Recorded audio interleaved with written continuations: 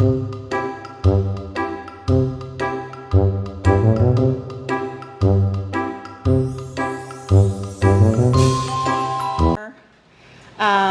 really appreciate you being here, and we'll get started. This is our fourth annual Kindergarten Readiness Forum. The last 2 years, I believe we were in virtual, and so it's been a little while since we've all come together for this annual event. I'm Amanda Christensen. I'm the Regional Superintendent of Schools for DeKalb County, and give you a little bit of history and context, even though some of you already know this. Several years back, DeKalb County Community Foundation did some work, commissioned a study from NIU, led focus groups, did a community survey, and then developed these work goals, all based around early childhood and kindergarten readiness. And at the time, the ROE here was in a good position to lead some of those efforts. We got most of the goals assigned to us, and that's okay. That's when the ROE became the backbone organization, and I became the coordinator of DeKalb County Collaborative for Young Children. And within the collective impact framework, it's really important that we continue to remind ourselves no one agency can solve complex problems. We must come together, multiple agencies, multiple organizations and stakeholders, and efforts and energy in order to solve complex problems within our community. So shortly after ROE became the backbone organization, the Collaborative for Young Children officially adopted BASICS, and the ROE became the house for BASICS DeKalb County. What BASICS has allowed us to do, even though it's only one part of early childhood programming and initiatives, is that it gave us common language, and it gave us the ability to talk with anyone in the community about early learning. And that's something that you, as early childhood educators, potentially, some of you are here, you didn't have that support in the community using that same language and reinforcing and supporting you and your nurturing practices. What BASICS allowed us to do is really bridge that so that we can build an entire community that is supporting brain development in our littles. So that being said, I hope you like your BASICS swag bag. So there's a whole bunch of stuff in there. It's not all BASICS related, but some swag for you and information for you to follow up on. So I hope that you proudly use it, whether you're going to a baseball game or a soccer game or whatever, okay? You're going to hear tonight from some of our local leaders in the early childhood world. If you haven't visited a table yet, please do so. We're going to end a little in time to give you the opportunity to go back to a table and get more information. If once you've heard some introductions on the initiatives, you may want to, go back and check it out again, even. Just a little bit of housekeeping.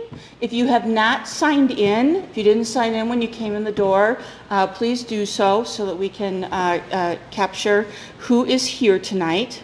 If you're not familiar with the building, although I know lots of you have come to things here, but if you're not familiar with the building, the restrooms are right down the hallway, and then you'll see a sign that says restrooms.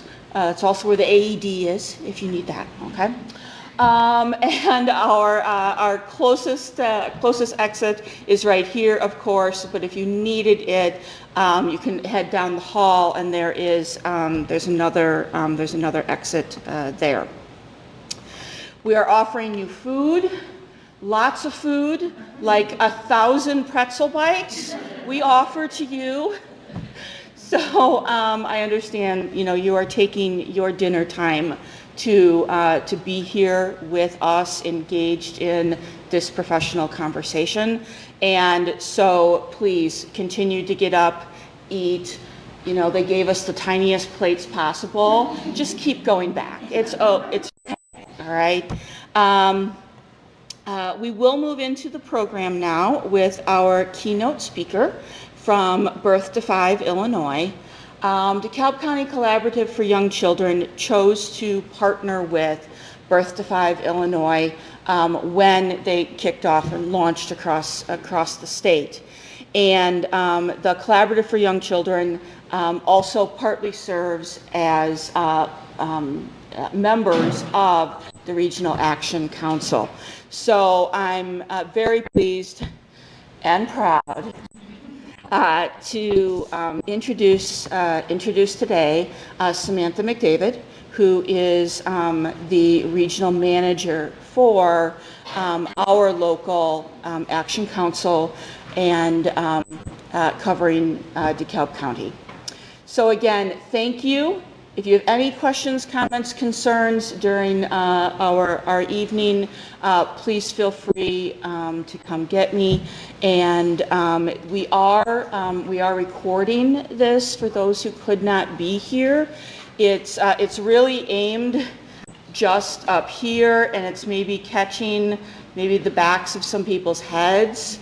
And that's it. So if that does make you uncomfortable at all, though, the frame really is like right down the middle here of this aisle if you wanted to remove yourself from that, okay? No judgment, okay? It's fine. If you need to move, it's okay. So we will have that up and available. And so, and you can then share it with other colleagues, friends, neighbors, family members who do passionately care about our children, but maybe just weren't able to make it today. Okay? So I will turn it over now to Samantha McDavid. Welcome.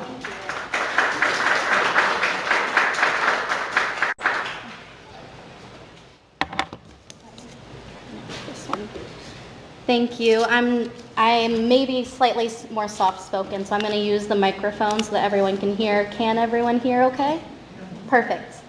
All right. I'm Samantha McDavid, and I'm the Regional Council Manager for Birth to 5 Illinois Region 16, which is DeKalb County. And I would like my colleague to introduce herself as well, please. Hi, I'm Gretchen Sprinkle. I am the Family and Community Engagement Specialist for Region 16 with Birth to 5 Illinois. Is that one turning on? Slowly. Okay.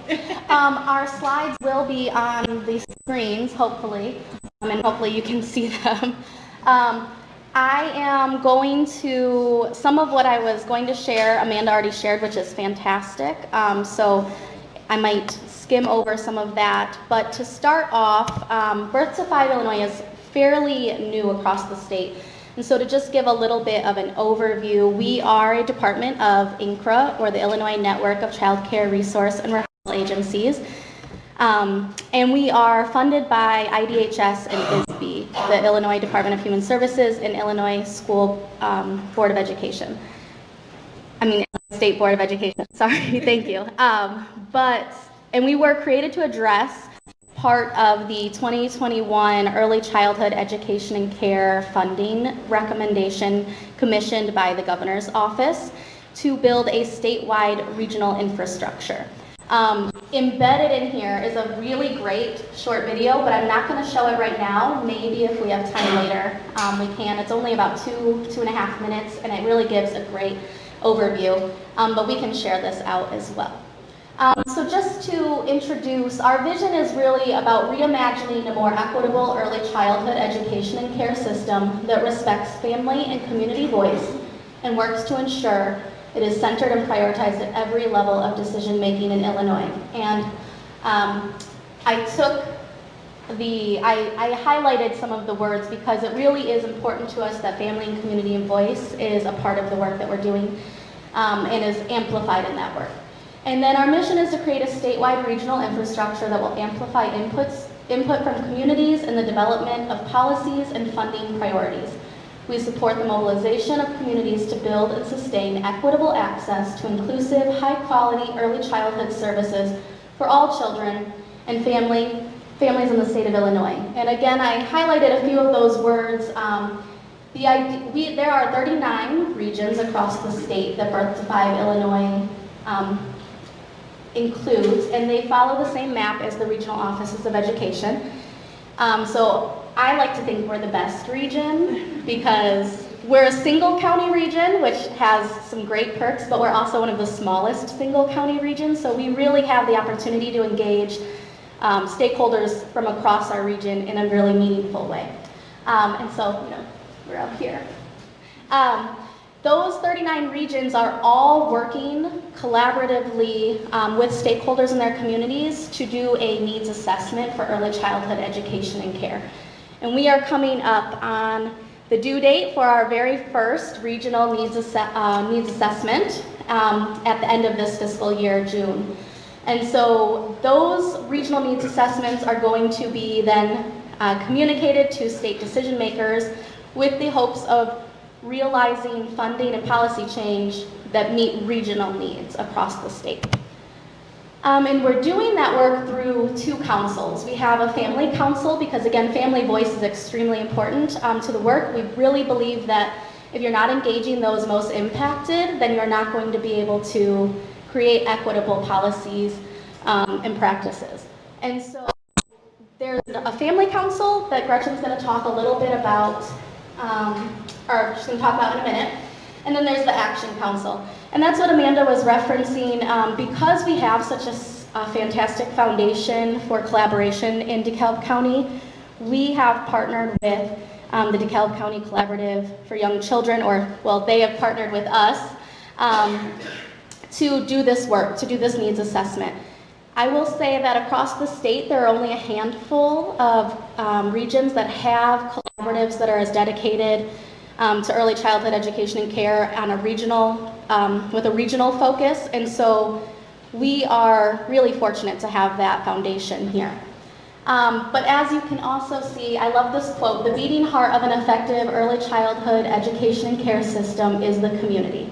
And in order to provide for community input, the Commission urges creation of a formal community and regional infrastructure." And so you can see some of the people that are meant to be engaged in this work. This is not exhaustive. We have people that don't fall into one of these circles. But it's really important that we try to get a cross-sector perspective with the work that we're doing. So Amanda mentioned the collaborative. I just wanted to share this, and I believe my supervisor, Cicely, shared with me that this was inspiration for our previous graphic. But these are some of the areas of focus for the DeKalb County Collaborative for Young Children. And you can see that there are several places where we align.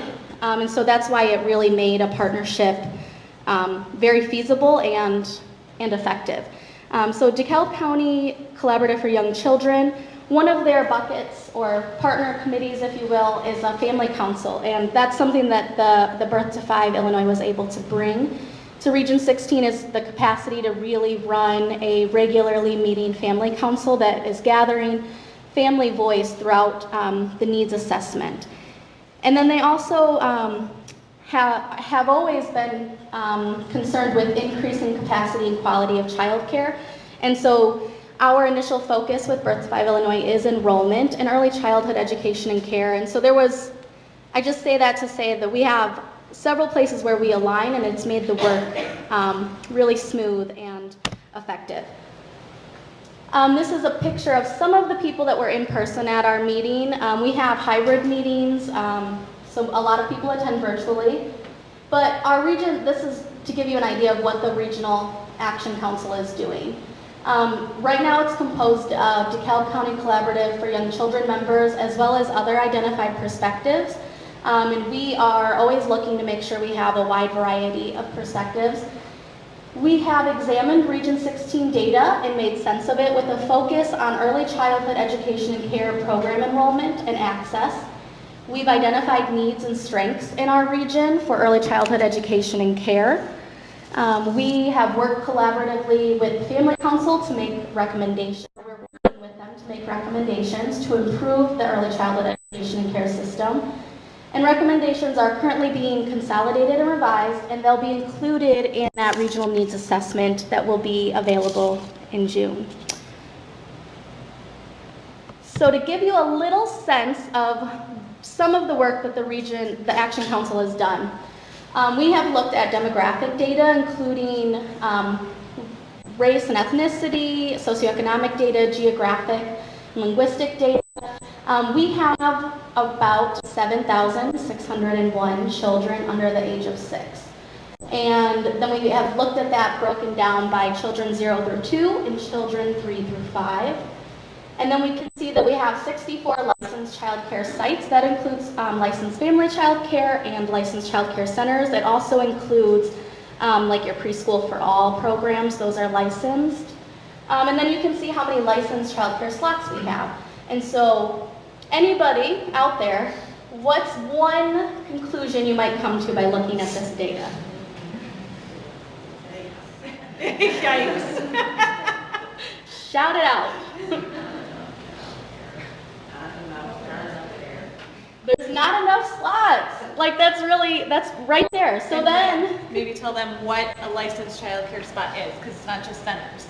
it is not just centers. Some of that doesn't include No. oh Like day. Mm-hmm. I'm sorry. Yes. So licensed child care slots, like I said, does include preschool for all programs, which are generally half-day programs, maybe not meeting the need of families for full-day care. There's also a couple other nuances in there that you could really come with an adjusted amount of full-day child care slots if you wanted to.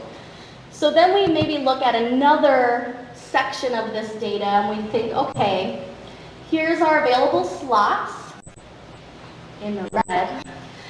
And then our eligible children, and then this yellow bar that we call a slot gap. And the slot gap describes the difference between how many slots are available and how many children there are that could be eligible.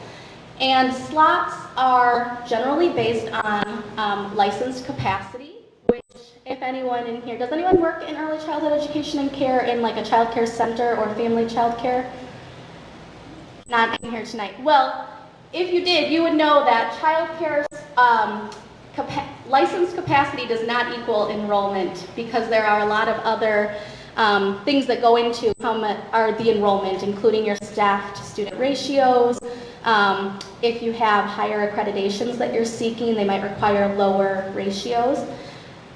So we broke it down then by overall child care, which are your licensed slots, and then publicly funded, which include your preschool for all, your Head Start, early Head Start, prevention initiative. I looked at those because our publicly funded programs generally have an eligibility requirement, an income eligibility requirement. And so those are going to be your families with the lowest incomes in your community that are going to be eligible for those. And so when you break that out, you just kind of look at another layer of where there might be inequities that exist.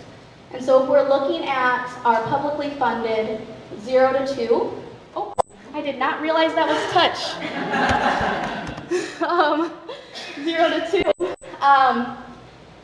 you'll see that there's very few slots for children. You'll also notice that all of our publicly funded slots in DeKalb County right now are home visiting. And we know from families that home visiting is a fantastic support, that families that use that really enjoy it and are grateful for it, but it does not meet care needs. And so Readiness have 0 publicly funded childcare slots for children 0 to 2. And if we look at 3 to 5, again, there's around 500, just over 500, 400 of those are half-day slots in a preschool for all program. And so, again, not necessarily meeting families' needs for care. So, I maybe gave you all of the things, but looking at this, it's just one more layer. What's another assumption or conclusion we could come to from looking at this data?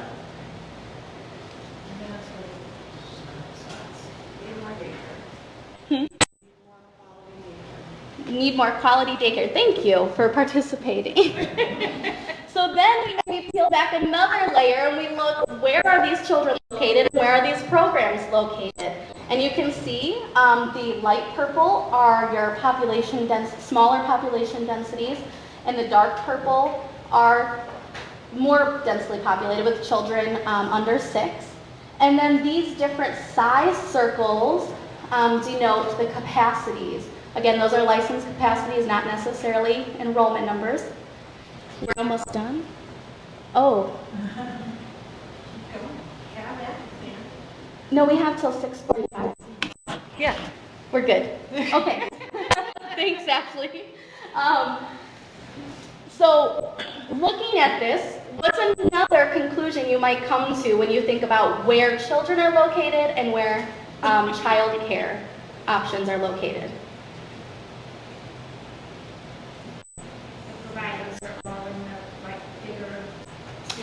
Yeah, we have centralization of early childhood education and care providers in DeKalb Sycamore area. And we know from talking to families way down here in Sandwich or way up in Genoa that they don't have as many options.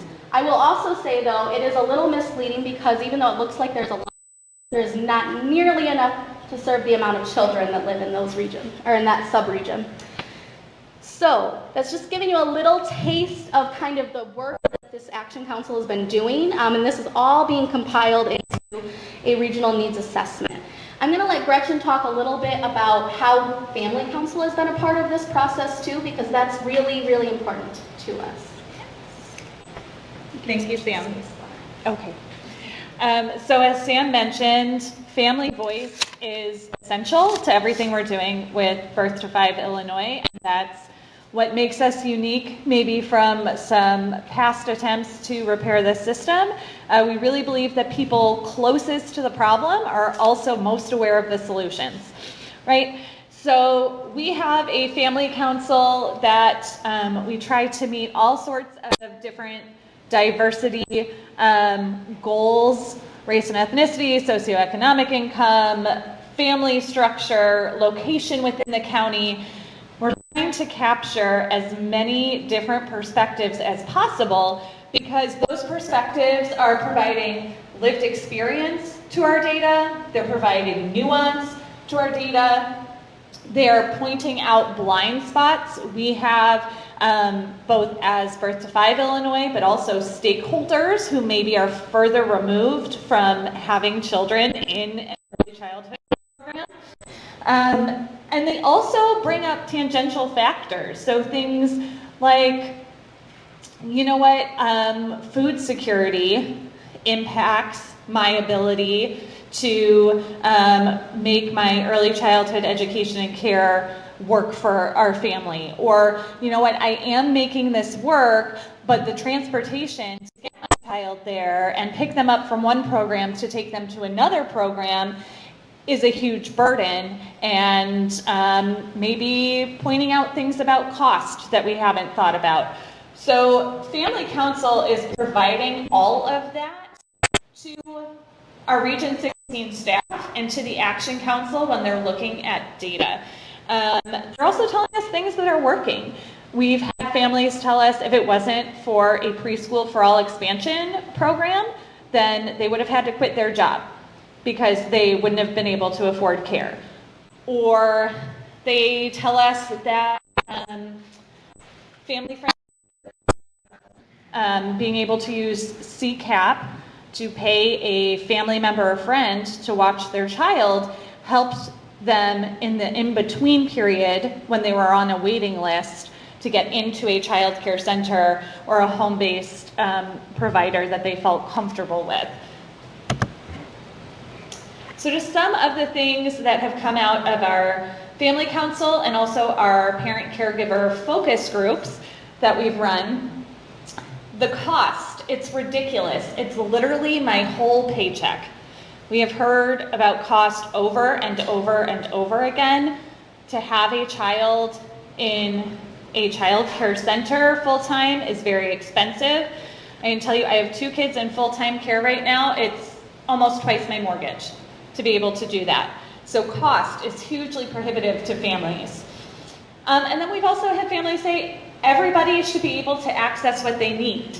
Our family council members are really great at recognizing the nuance of individual family situations is different, and what works for them might not work for somebody else. So we need to have flexibility in a system to allow families to choose what's right for them. Another said, it took a year, and that's a whole year, I felt my boys could have had services. This parent was referencing early intervention. To navigate that system for her and get, she had twin boys, get them enrolled in services took a year. And if you know anything about child development, you know how much happens in a year and how much that potentially set them back. And then quite plainly, I can't go to work if I don't have care.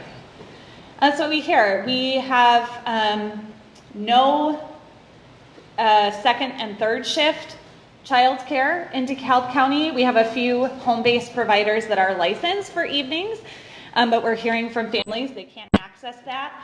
We heard from one family council member that she has one of her siblings drive here from Chicago to watch her children overnight because she works second and third shift.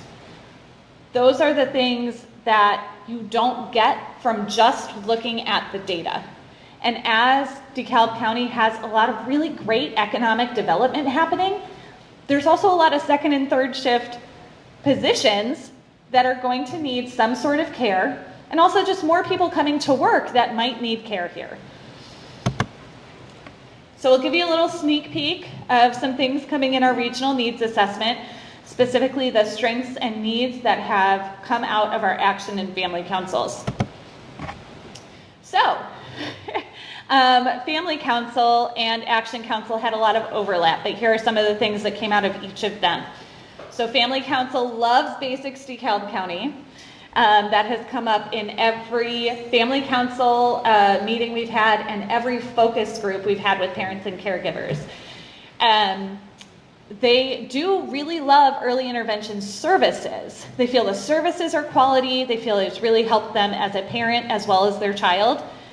The free library programming, we have some very active libraries in DeKalb County that families love. They see NIU as a resource because of all of the potential there and then all of the things that are happening at NIU that can be a resource for them.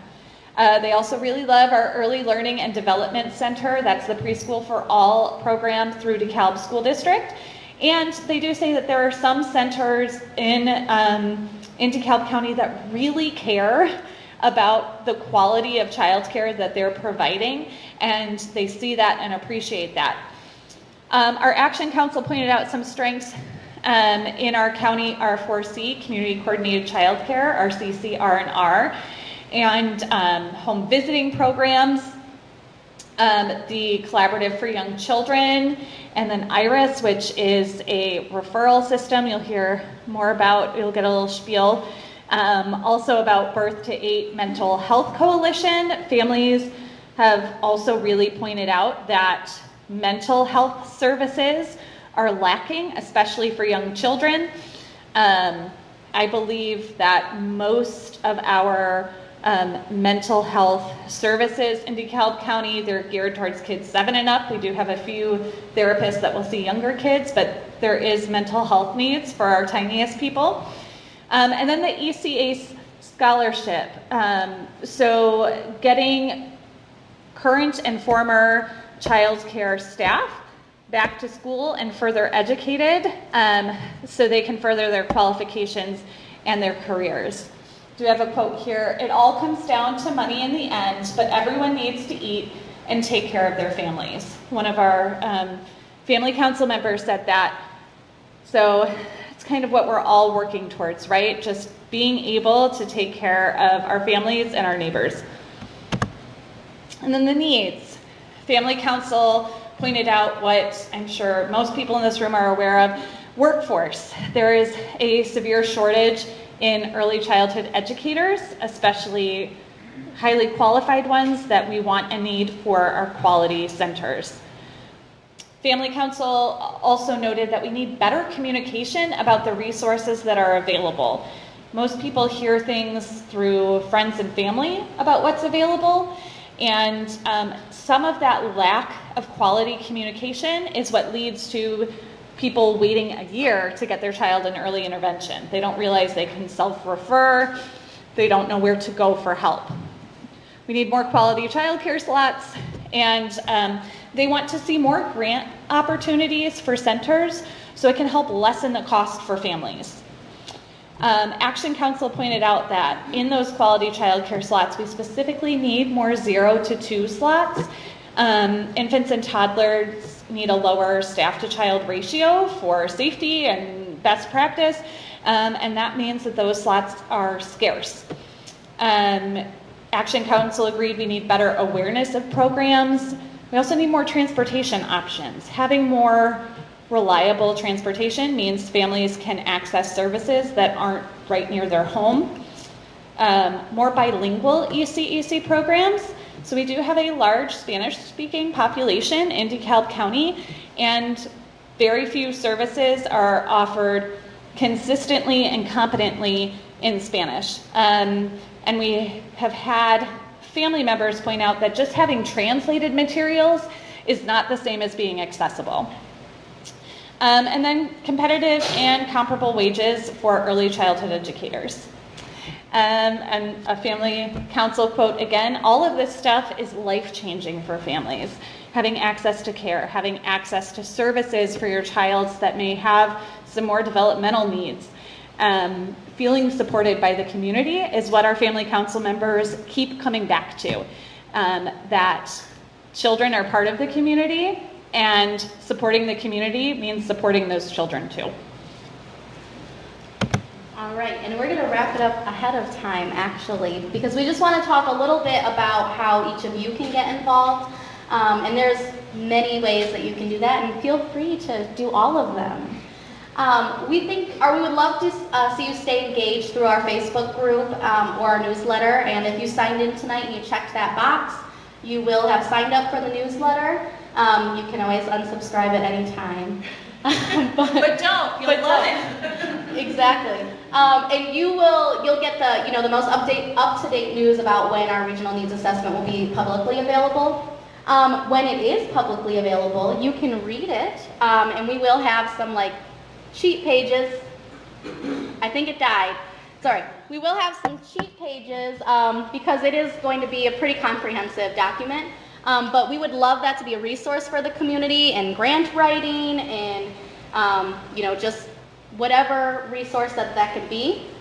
You can join the DeKalb County Collaborative for Young Children through a partner committee or the steering committee. I would point you to Amanda Christensen for that at this time. But there's lots of other pieces of the work that they're doing. Basics is one way you can get involved. You can get involved through multiple other ways. And so, consider that. You can also join our Region 16 Action or Family Council. Over the summer, we will be recruiting again to make sure we have diverse perspectives. And so if that's something you're interested in and you have signed up for the newsletter, you'll hear that as soon as it's available. Otherwise, you can look on our Facebook group, or you can see us at community events, or email me or Gretchen. Our cards are on our table. Yes.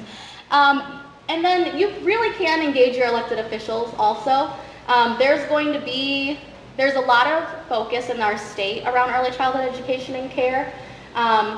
And there's a lot of advocacy work that can be done to make sure that continues and make sure that it is effective for what we actually need. And I just wanted to highlight that quote again, everybody should be able to access what they need. And that is really kind of our goal, is that families have the opportunities and the choices that they need, and that early childhood education and care professionals feel supported and appreciated for the really immense amount of work that they're doing with our children during their most, the time of period, or the period of time in their life where they have the most brain growth. So, thank you. And this is our regional website.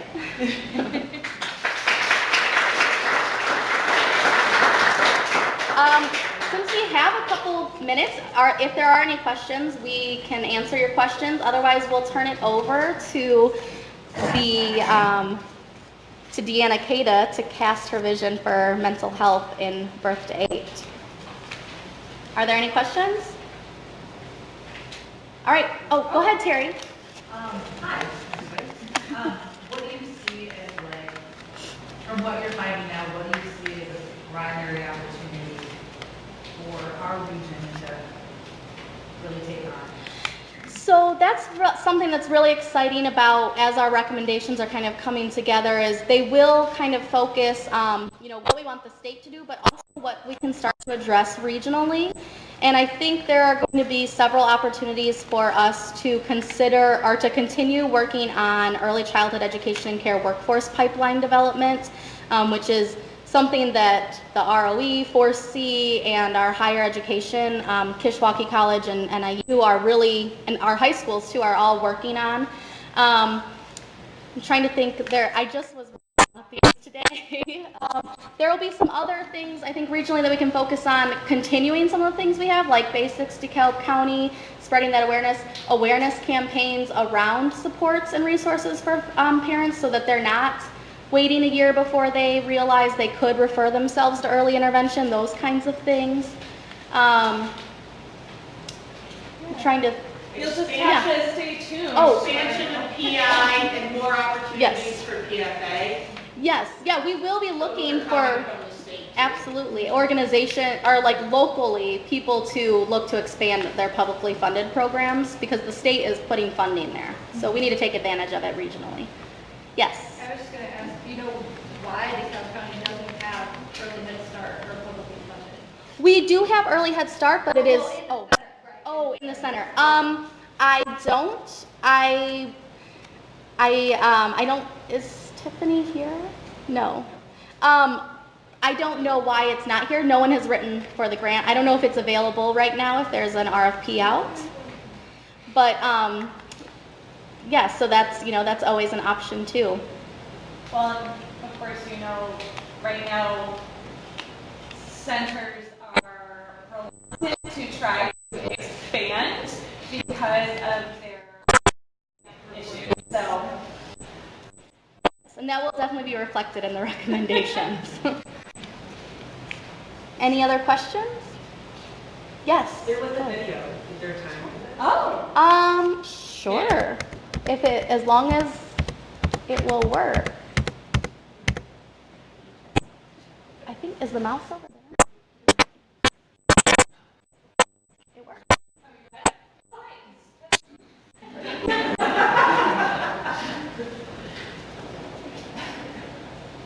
I don't know where the sound is though.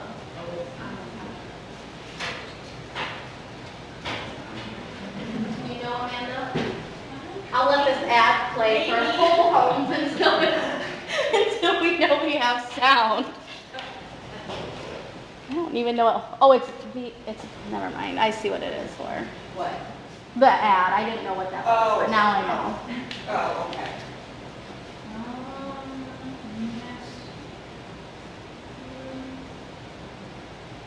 Nothing's happening right now. Was there sound?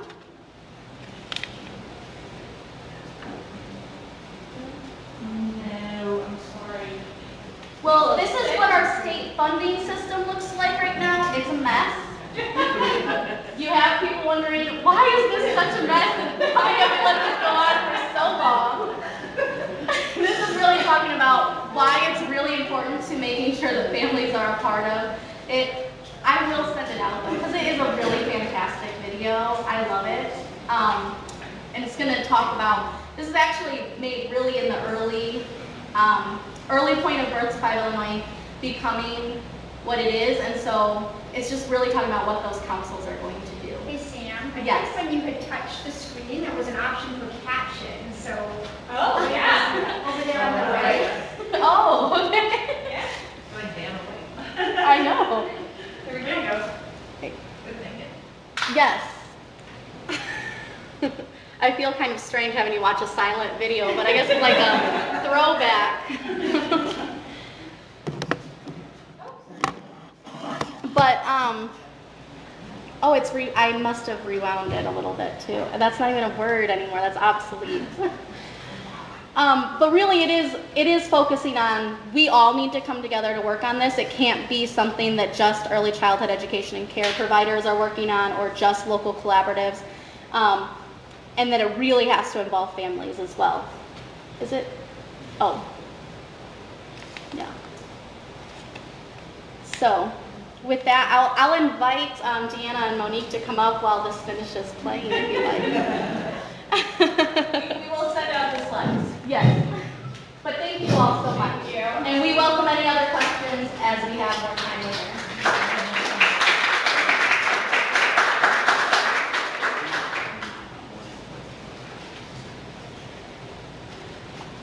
Hopefully this one's working if you need it.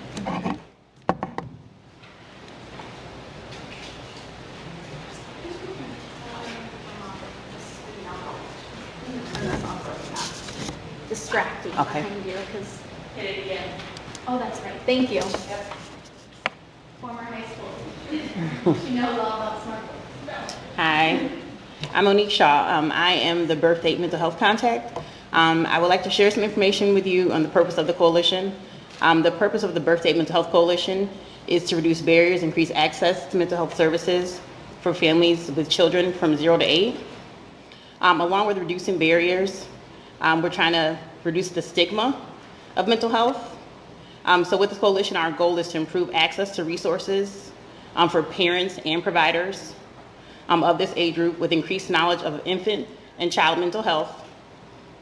Also to improve access to assessments for providers, whether that be like in the community or mental health providers that may come in contact with these children. With this increase in like the wraparound services, families can receive better care from providers. With the coalition, we would like to be, Coalition would like to be a collaborative effort between providers, community members, and along with parents. So if you have any questions or would like to sign up to join the coalition, you can stop by the table when we go around and sign up. And now we're going to have Deanna Cada.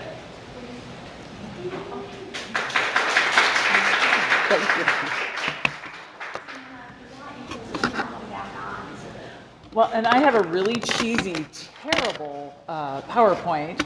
Amanda said, I misunderstood Amanda, and she said, make sure it makes sense. And I'm like, well, it doesn't make sense. It's a PowerPoint. And I don't know if I'm going to be able to access it. You have slides, let's do it. So I use them for myself, but if I can't make this happen. If you Does that turn on? you just push that power button. I'm sorry. That's all right. So I'm Deanna Cada. I'm going to talk while I'm doing this. I am the executive director of the DeKalb County Community Mental Health Board. And I think most of you know what the Mental Health Board is, but just in case you don't, we are a funder of behavioral health care services in DeKalb County. So we fund in the areas of mental health, substance use disorder, and developmental disabilities. I'll get it while you're talking. Thank you. In conjunction with being a funder of those services, we are also required by law to do an annual plan every year and every 3 years where we look at what priority areas we want to work on, thank you, for that next year or 3 years. And so, thank you, perfect. Oh, that's all right.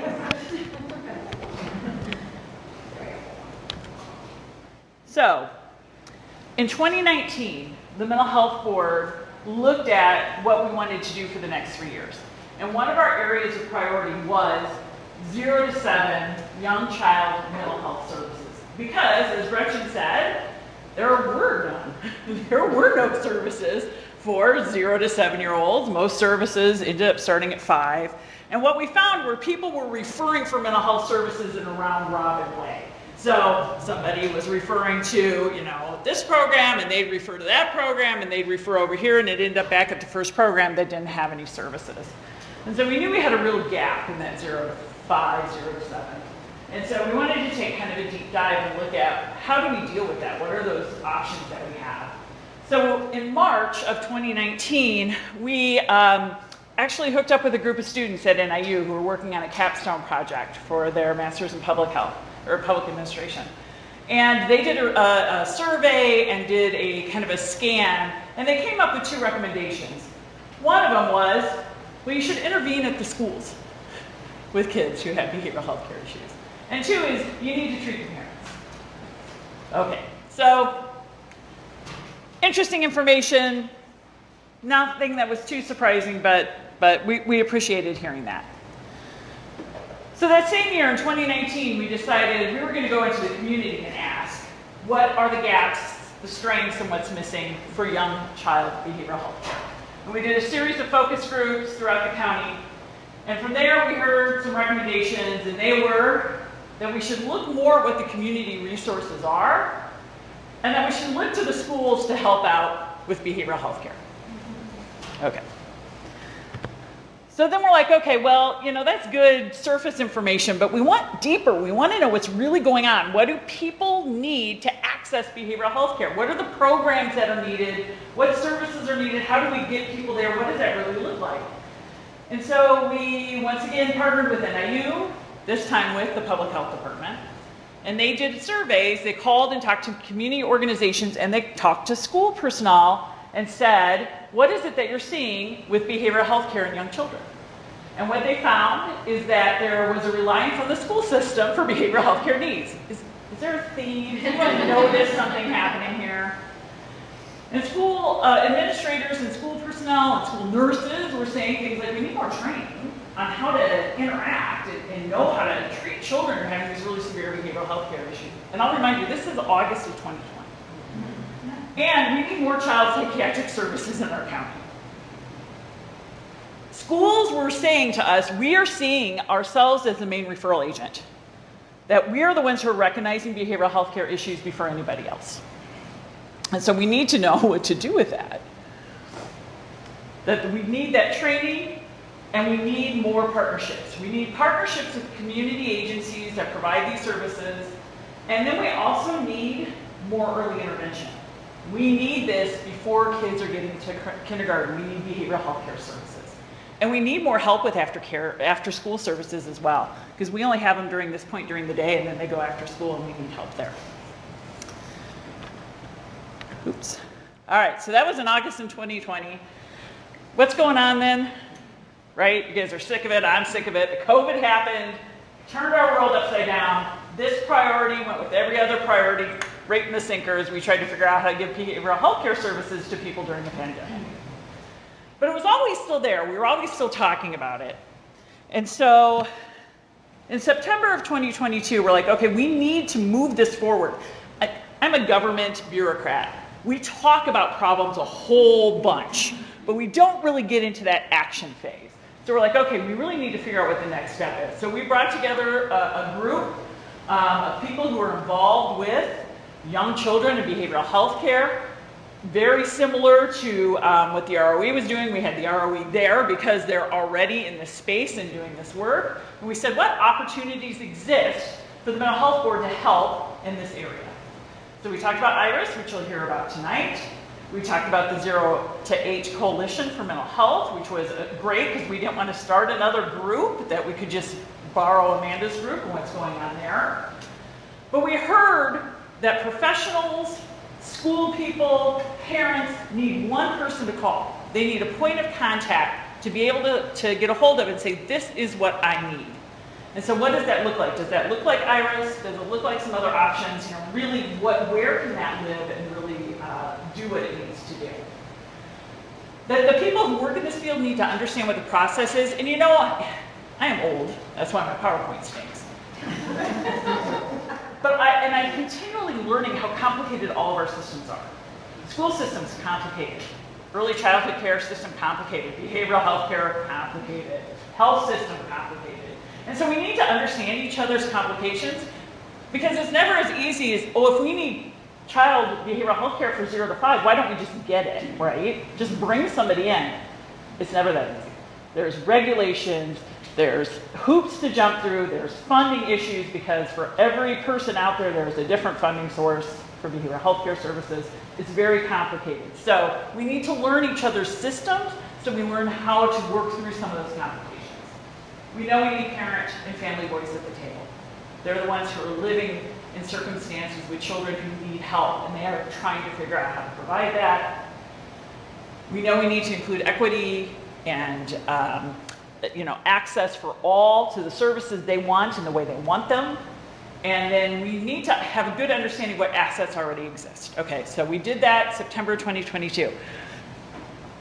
So what we have done at the Mental Health Board is as we have kind of filtered through what is it that we can really do. We're funders, we're not programmatic people. So we're like, oh, we're gonna put money out there to run programs, peer family support.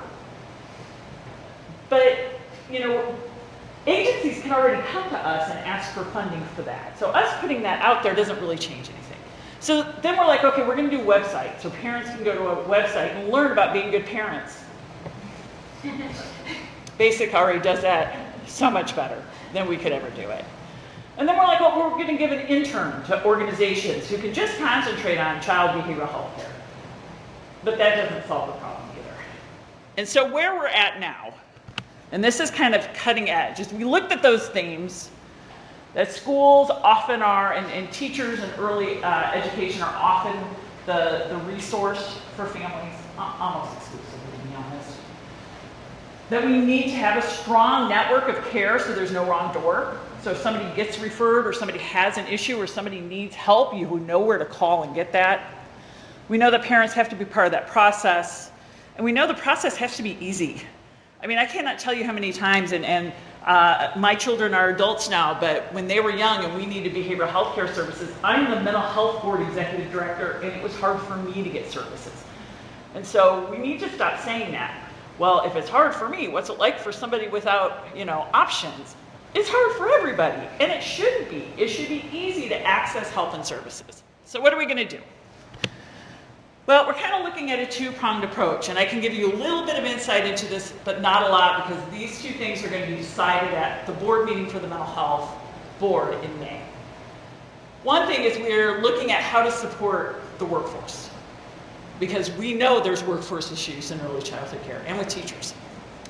And so one way that we can do that is we had an organization that applied for funding to us to be supportive of early child care teachers and hopefully maybe even looking at doing something else with actual within the K through 12, but starting somewhere is providing support, mental health support for early childhood education teachers. So that doesn't mean therapy. It means just providing support so they can go somewhere and say, okay, you know what? This kid needs help, but I need help in how to manage this. Or I need to be able to talk to these parents in a way where they're not going to be screaming in my face. And so offering that kind of support. So the Mental Health Board is going to decide May 15th, we're going to fund that request, and then we can really look at, is that an opportunity to support young children, is by supporting the workforce. So that's one thing that we're looking to actually be able to do.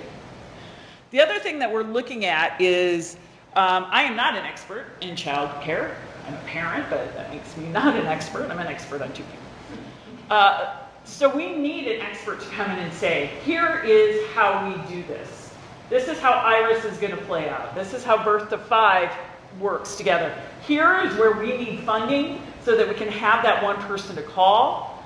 And so we're looking at bringing somebody in to do that for us, because we can't do that. There's so much good things happening in this community, but we need to support the infrastructure of that.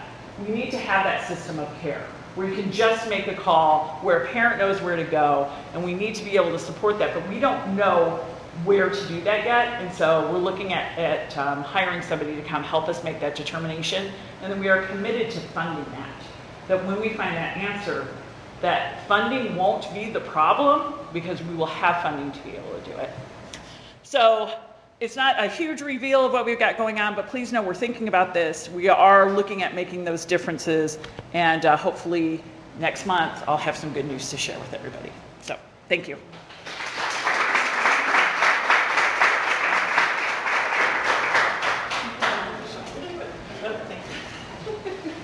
Am I in here? My phone's in here. Oh, okay. Okay, I'm just confirming that it is me. Okay, yes, I'm next. Hi, everybody. Hi, everybody. I'm Courtney Hill. I work at the Regional Office of Education. I'm team lead for Basics DeKalb County. I think I literally know everybody in this audience, so it's so nice to see you all in person for the first time in a long time. For the next portion, we're just going to do a little intro on our initiatives that are here. So I am here on behalf of Basics DeKalb County, which is an early learning initiative really focused on 0 to 5, on the 5 fun, powerful ways that anybody can interact with children that boost brain development. It is research-based. We did not pull these things out of thin air. What are the 5 basics? Because we are at a kindergarten readiness forum, the 5 basics actually perfectly align to the 5 domains of kindergarten readiness. So what we're really trying to do is support the community in really nurturing our littles. But who's work during like 0 to 5, right? It's parents a lot of time. It's the community members. So what we want to do is remove any barrier for parents to learn about the basics, to experience the basics, for providers to share the basics with their families. Deanna used my buzzword 2-prong approach. That's what we do as well. So we do provide like frontline services. We have play groups, we have our toddler gardens. We do have staff that work directly with families, but the majority of my job is actually working with organizations within the community, providing resources for you guys to share with your families. You're already doing this work. We're not trying to give you a new curriculum. We're not trying to give you one more thing on your plate. As Amanda was alluding to earlier, we're all just using a common language. We want the community to really support the work that you guys are doing with your families. So we provide a lot of resources, trainings, lots of goodies back there. If you want to come and see, we're really trying to get engagement stations like all over the county. We have just lots of cool resources, and we have some really great funders locally, statewide, that have really supported us so that this is at 0 cost to families, 0 cost to providers. We, again, really just want to remove barriers for everyone to know the basics, do the basics, experience the basics. That's it for me. Come visit me at the table if you want to look at some fun stuff that you guys can get for your organizations, and some of you already have. Thank you.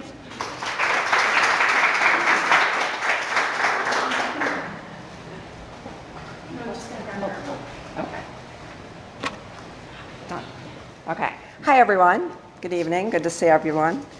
My name is Chris Kipp. I'm an educational consultant at ROE. And what I'm going to talk to you about tonight is called the CTE ECE Educator Pathway Grant. This is something that's brand new for us this year. We've been working on it diligently all year. Just so you know, CTE is Career Technology Education for ECE students. So I'm just going to go through my notes so I get everything right. The purpose of the grant is to provide high school students with an opportunity to learn about early childhood education along with future career opportunities. So we're in the process of recruiting high school juniors and seniors from 6 of our local schools to join what we're calling Pathways to Play. The 6 participating schools are KEC, Hiawatha, Somonauk, Genoa Kingston, DeKalb, and Hinckley Big Rock. So each school, as of the fall, will have an after-school club that meets approximately twice a month, and they're going to focus on learning about a variety of topics related to early childhood education. So, for example, I have my background and degree is in early childhood education, so each school will have a designated early childhood teacher to be the club sponsor, and we'll work with these students. They'll also have an opportunity to plan and implement activities for young children at the gardens that will be located at each of the schools. So back at our table here, the Pathways to Play, when we're done, Carrie's in charge of our gardens. They're beautiful. If anyone's been to the basic gardens, they're amazing. So we're going to have some additional gardens at these schools, and she has a great video that so you can see it if you haven't had the opportunity to visit one already. The students are also going to receive incentives in the form of gift cards for participating in club meetings and garden programs. So if you know of any students in those particular school districts that would be interested in learning more about early childhood education, send them our way. So for DeKalb County ROE, this project aligns with building a future educators cohort, along with our dedication to early learning, kindergarten readiness, outdoor education, and STEAM. We're also very excited about working on a collaboration with NIU, so students will have a direct connection after high school to higher education, which they're super excited, and we're super excited about that. The ultimate goal of this grant is to develop a pipeline for future employment in the profession, specifically in early childhood education within our local community. So like I said, feel free to visit us at our table after everyone's done talking. Thank you. And next up is Hillary Kelly from ROE.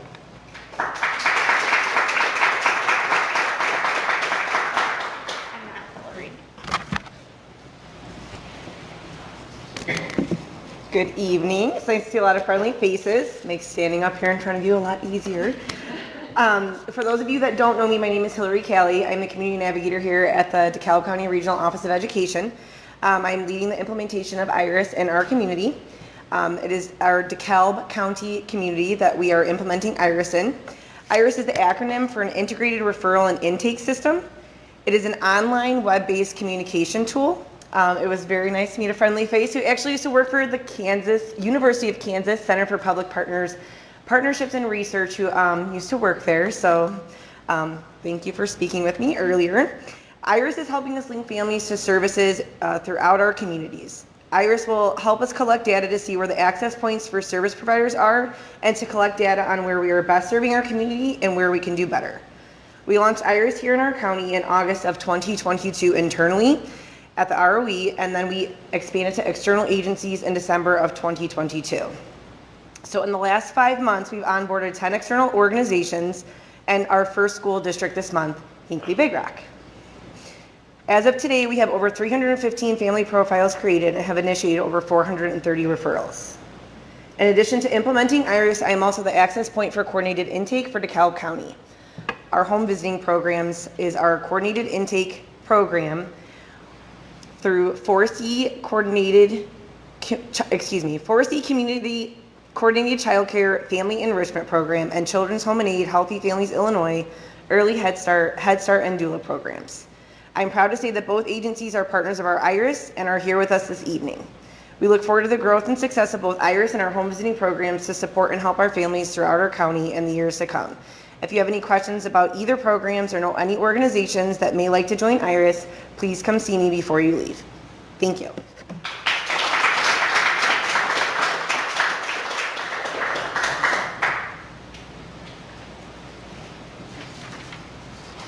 Hello, everybody. I'm the last one to go, so thanks for hanging in till the end. My name is Kim Lambs. I'm the Child Care Resource and Referral Director at 4C Community Coordinated Childcare. You see a couple of our staff here and our table in the back.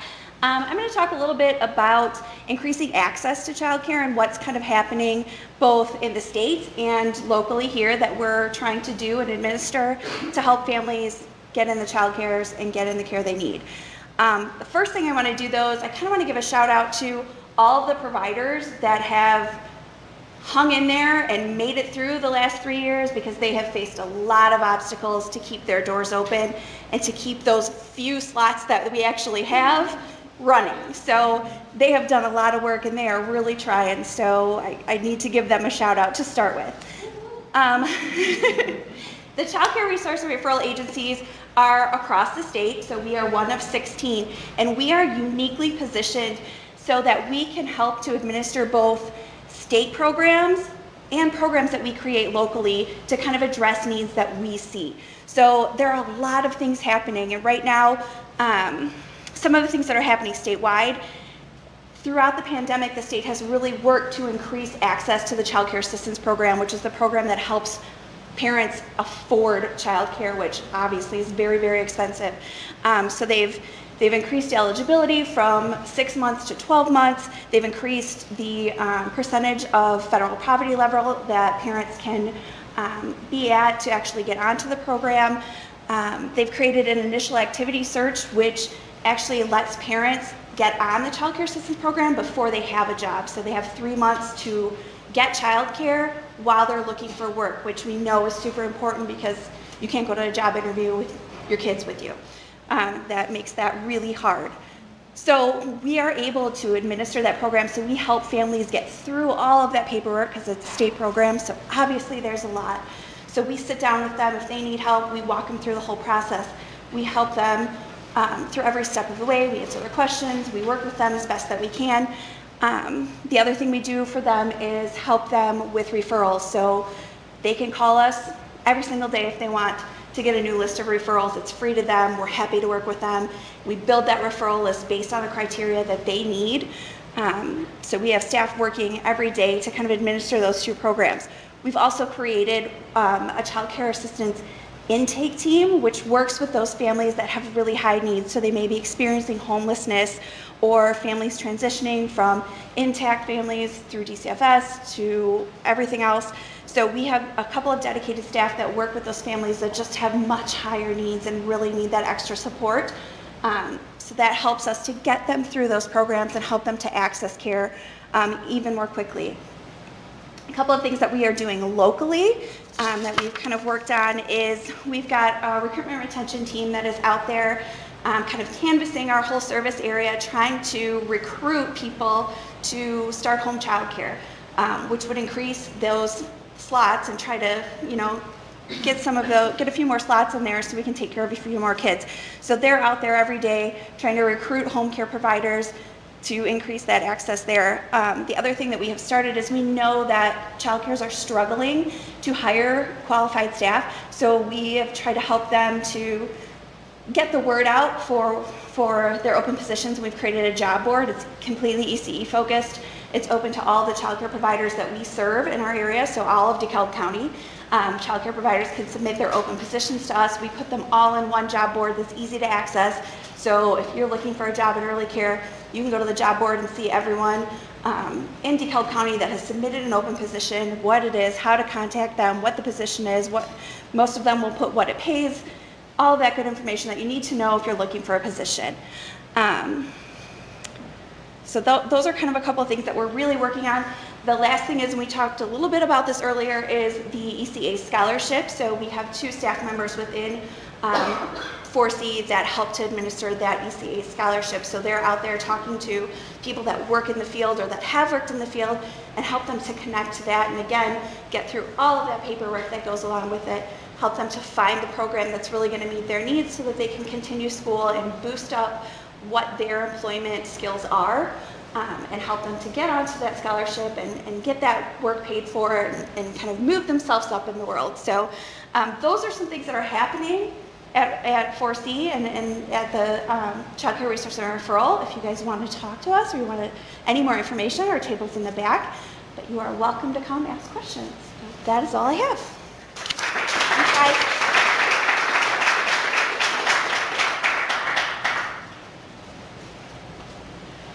All right, everybody. See, kindergarten readiness is easy. No problems. We got this. You obviously can tell just from what was shared tonight, which is not the full community picture. There are plenty of others that contribute to our early childhood world in our community that we may have just not gotten to and got them here, tonight. So at this point, I want to make sure that you do have time to go, now that you've listened to everyone, to get to their table and ask any specific questions you may have.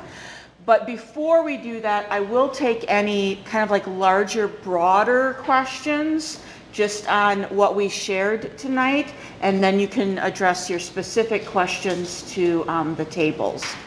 Well, not the tables, the people at the tables.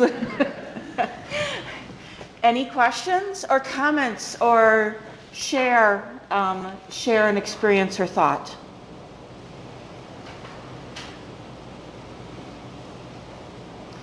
All right. Well, there are plenty of opportunities for us to support each other in whatever your, your connection to our littles is. We can support each other. So please find each other, reach out.